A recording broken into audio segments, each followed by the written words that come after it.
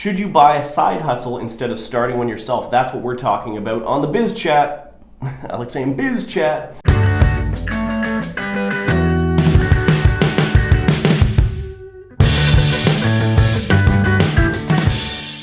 Hey, I'm Kyle Racky and I'm joined here with Jennifer Faulkner here on the Proposify team. I wanted to talk to Jen because she did something I've never done, which is buy a business. She bought her side hustle, which she's been running for a few years now, well actually 5 years. And I want to talk to Jen about this because if you're thinking about starting a side hustle, often we don't think about, can you just buy one as opposed to starting it yourself? So we're going to get Jen's take on this.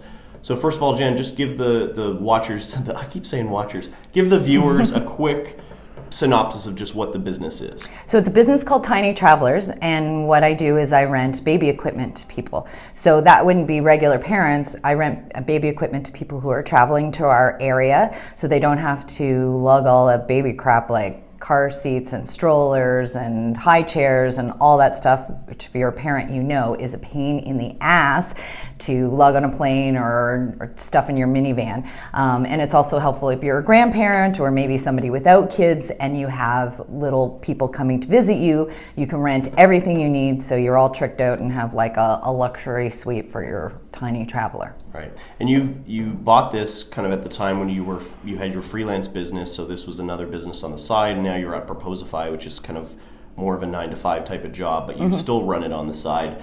I want to know, why wasn't this something that you could just go out and start yourself as opposed to buying it? Like, why actually buy it from owners?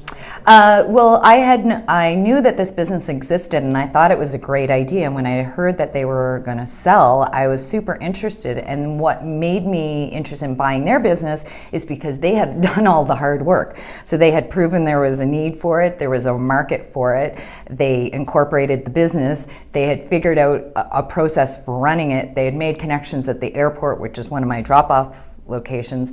They bought all the equipment. They had a website. They had established a name. So all that big work that is done before you can even open a business was done for me, and it was already profitable.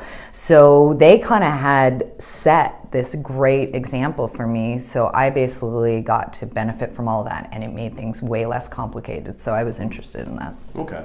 So what were kind of the steps? The owners wanted to get out of the business. How did you kind of take it from day one to buying it and running it? Well, the first thing was I met with the owner. So I had heard through mutual friends that they were looking to sell. The first step was I just wanted to get together with them and chat about the business.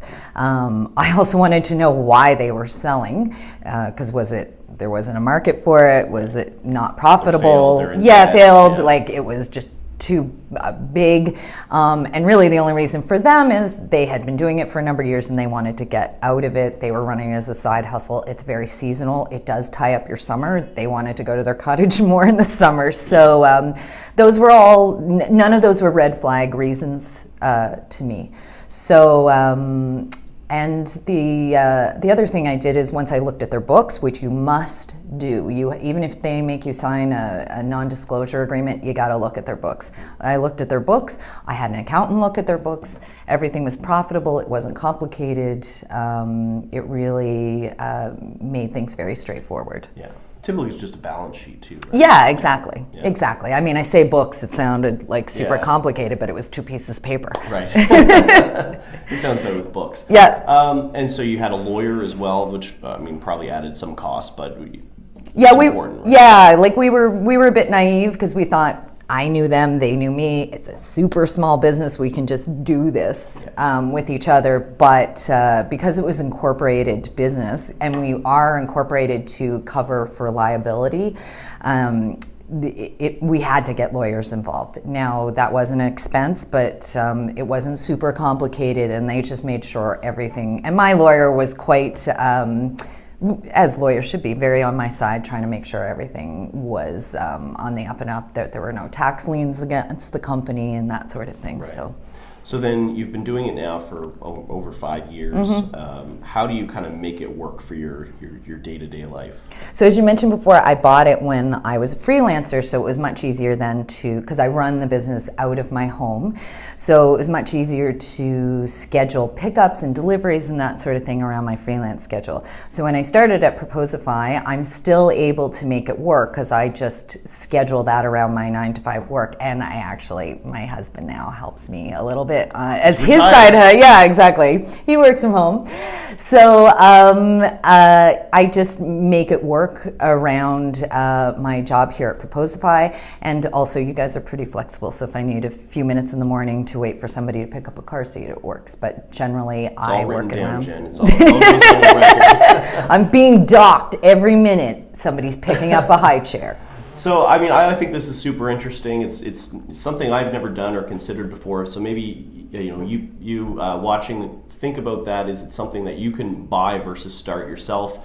Hope you enjoyed watching this. We'd love your feedback on what you think, what else you'd like to learn about, and be sure to subscribe to our email list where you'll get weekly content and get new stuff from us. So, thank you so much for watching.